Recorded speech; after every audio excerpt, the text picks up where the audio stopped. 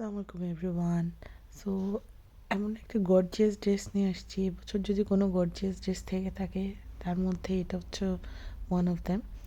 এত সুন্দর করে এই ড্রেসটা করা, এটা একটু শর্ট প্যাটার্ন ড্রেস।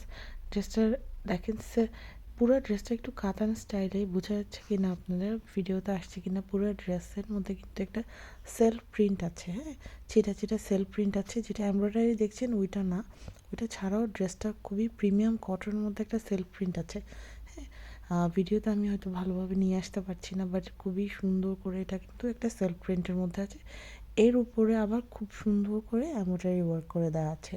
পুরা ড্রেসের মধ্যে গর্জিয়াস একটা লুক দেওয়া এবং গর্জিয়াস করে এমব্রয়ডারি করা আছে।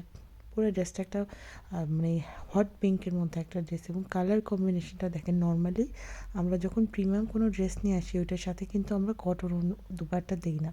তো এই ড্রেসটার সাথেও কিন্তু শিফন দুপাট্টা আছে, এবং আপনি স্লিপটা দেখেন এত গর্জিয়াস করে করা।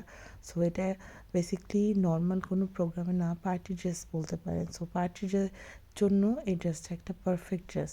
সেই দেখেন শিফন দুপাট্টার সিম্পল দুপাট্টা রাখা হচ্ছে লেস দিয়ে, এবং এটা হচ্ছে ফার্সি সালোয়ার, নিচে গর্জিয়াস প্যাচেস অ্যাটাচ করা আছে। সো ওভারঅল ড্রেসটা খুবই গর্জিয়াস, ওয়েডিং সিজনের জন্য পারফেক্ট একটা ড্রেস।